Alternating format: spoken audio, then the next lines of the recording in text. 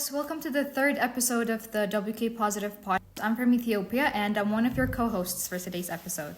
And I'm Tawonga Chesa, and I'm one of your co-hosts from today. I am from Zimbabwe, of course, you know that. On today's episode, we're going to be talking about underrated vacation destinations in the continent of Africa where you can go and explore beautiful mountains, beaches, and tourist destinations. And I'm going to start with my own country, Zimbabwe. Everyone knows about Victoria Falls, of course, but there are other national parks that are like Hwange, there's Manapus, there's Gonorejo, which actually has one of the most elephants in the world.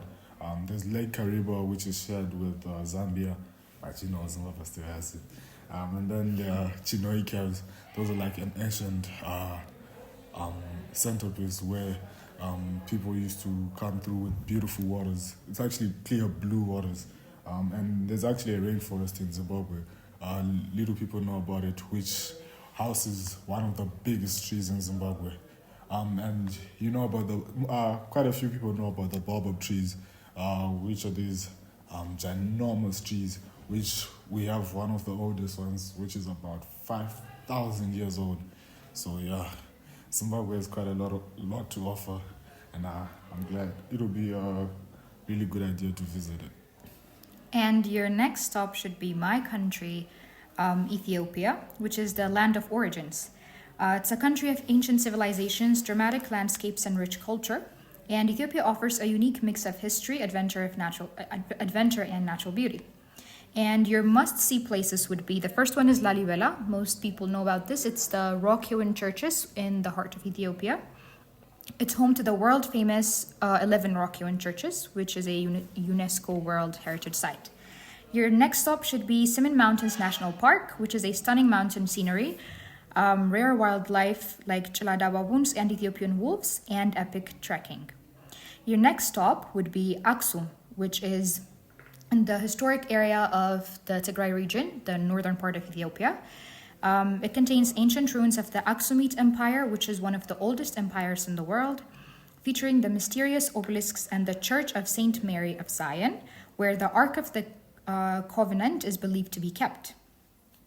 The next area you should definitely see would be the Danakil Depression, which is one of the hottest places on Earth, with sulfur springs, salt flats, and an active volcano, which is called Ertale. This is a very beautiful and colorful space that would also look amazing on your Instagram stories. The next stop would be Lake Tana and Blue Nile Falls, which is the source of the Blue Nile, surrounded by monasteries and lush scenery. So if you're looking for a more chill, a more quiet place to visit, this would be the place to go. Some recommendations of where to stay would be Lima Limo Lodge in Simien Mountains, which is an eco lodge with breathtaking views, and also Kuriftu Resort. You can stay in their different locations around Lake Tana. They also have other branches all around the country. It's a beautiful resort with amazing services. It's a lakeside luxury stay with spa and boat tours. And some of the things that you could do would be hiking in the Simien Mountains, exploring underground churches in Lalibela, taking a boat trip on Lake Tana, and experiencing Ethiopian coffee culture in Addis Ababa. So don't forget about the capital as well. It's a beautiful country, and I definitely recommend visiting. And now I'm going to talk about Uganda. Uganda has a lot of national parks. One of them is Bwindi, there's Queen Elizabeth, there's the Wichita Falls, there's the Kibale National Park, and one of the most important parts in Uganda is the Lake Victoria, Africa's largest lake shared between Uganda, Kenya, and Tanzania. It has fishing, you can do some fishing, you have boat cruises, and you can relax on the islands like the Cecil Islands, where you can just have a cocktail, a drink, talk to your friends. And Uganda is actually one of is the source of the White Nile and the Jinga, and it's a hub for adventurers and thrill seekers with whitewater rafting, kayaking, bungee jumping for people with deep hearts. And if you want something more subtle, you can just do some quad biking. And don't forget about Kampala and Entebbe, which Kampala is the capital city of Uganda, which also has the Kabusi tombs and the Uganda Museum. If you want to know more about Uganda and expand your knowledge and history. Um, yeah, I think you'll enjoy Uganda. It's a very peaceful place with very loving people. The next destination that you should definitely visit is Eritrea. Eritrea is Africa's hidden treasure. Eritrea is a hidden coastal paradise with stunning Red Sea islands, fascinating colonial architecture, and a rich cultural heritage. The must see places include the capital, Asmara, which is a UNESCO listed city known for its well preserved Art Deco buildings, cafes, and markets. Your next stop should be Misawa or Masawa, a beautiful port city with Ottoman, Egyptian, and Italian influences, plus access to stunning Red Sea beaches. Dalak is another remote group of islands with crystal clear waters, world class diving, and untouched beaches. The next place you should definitely see is Karen, which is a charming town with a camel market, Italian forts, and stunning mountain views. Ancient pre-Aksumite ruins set in a breathtaking landscape are some of the most beautiful places that you can see in the entire continent of Africa. And some of the places that you could stay include Albergo Italia, which is in Asmara, a classic Italian-style hotel with charm and history, and also Mbasora Lodge in Karen, which is a peaceful mountain retreat. And some of the things that you could do include walk through Asmara's Art Deco streets, go diving and swimming in the Dalek Islands, explore Misawa's historic old town, and visit the camel market in Karen. Eritrea is a very beautiful country that is not very overrated or known as much, so you should definitely go and visit. So next I'm going to be talking about Namibia. So first we start with Sossusville and Deadville. I hope I pronounced those correctly, but this is home to the most iconic red sand dunes, Dune number 45 and Big Daddy, just like me. Deadville features ancient dead camel thorn trees against a clear white plain, and next we go to the Etosha National Park.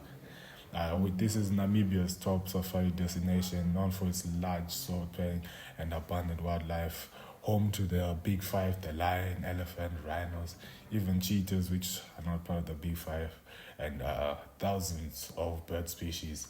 And it offers waterhole game viewing, especially in the dry seasons. You can come there.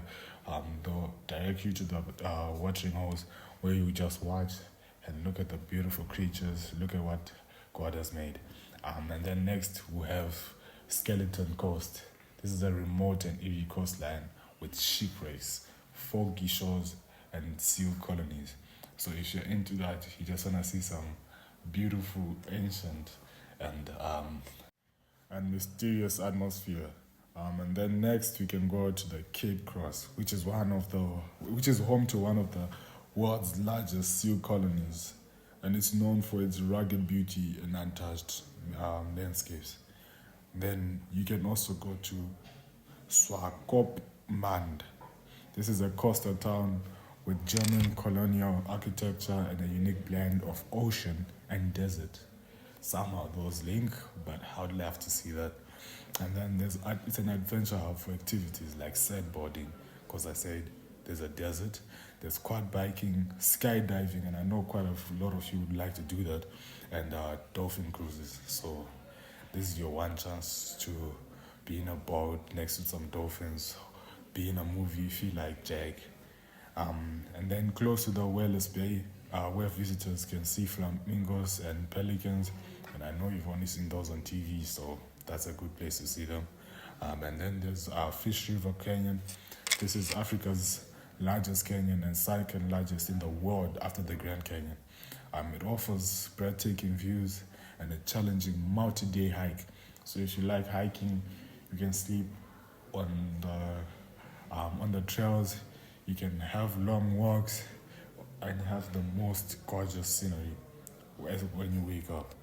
And then you should also try to visit in the cooler months. As we said, it's a desert, so between May and September, that's the favorable months to go there. And then we have Darama Land. This is a famous rugged landscape, which is with desert adapted elephants and ancient rock engravings at Twyfalfofontein. This is also home to the Perific Forest and Brandberg Mountains. Next, we have the Caprivi Strip, a lush green region with rivers and wetlands, contrasting Namibia's arid landscape. So this is just the opposite of the deserts.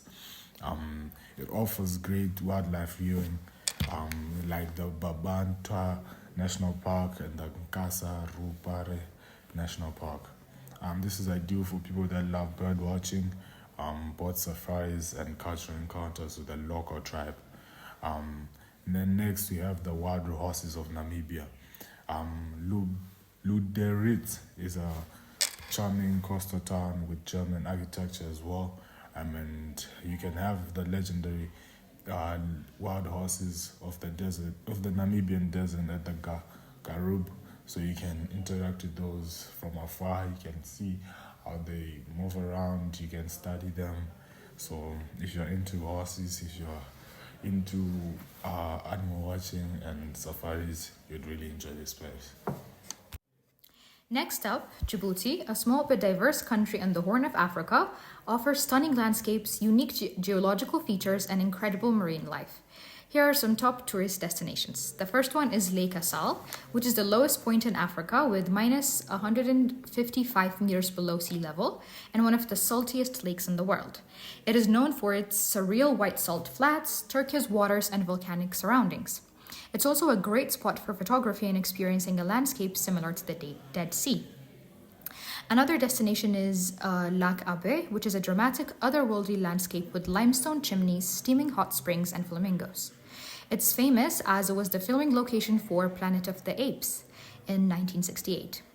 And it was best visited at sunrise or sunset for breathtaking views. The next destination is Day Forest National Park, which is a rare green oasis in Djibouti, home to juniper forests, unique flora, and the endangered Djibouti francolin. It offers hiking trails, bird watching, and stunning mountain views. Next up is Muja and Maskali Islands, which are beautiful coral islands off the coast of Djibouti, ideal for diving and beach relaxation. It's surrounded by the clear waters of the Gulf of Tajura, rich in marine life, including dolphins and whale sharks. Next up is Arta Beach, which is one of the best places in Djibouti for whale shark encounters from November to February, and it offers pristine waters, coral reefs, and great diving and snorkeling opportunities. Djibouti City is also a place that you should definitely see. It's the capital of Djibouti. It blends French colonial architecture with local culture, and key sites include the Central Market, Hamoudi Mosque, and Place Minilik. It offers great seafood restaurants and vibrant nightlife. Next up is Tajura, one of the oldest towns in Djibouti, known as the White City due to its whitewashed buildings. It features beautiful beaches, historic mosques, and a relaxed atmosphere. And it's a great base for exploring the Godoria mangroves and nearby hiking trails. And the last one is the Gubet Al Kharab, or Devil's Cauldron. I hope I'm pronouncing that right. A fascinating volcanic bay with deep waters and strong currents. It is known for its mysterious Devil's Island, where local legends tell of supernatural activity. It's a great spot for diving and exploring rugged coastlines. Some recommendations of where to stay are Les Acacias Hotel in Djibouti City, which is a comfortable beachfront stay, and Camp at Lake Abe for an unforgettable experience under the stars. Perfect. So that was us. That's Amoat and Tavonga talking about the different and underrated destinations in Africa. I hope you actually consider visiting one of these, and I'm glad, and I'm sure you enjoy them. Let us know how the trip was on our email. So yeah, perfect. Thank you so much for listening, and stay tuned for the next episode of the Positive Podcast. Bye.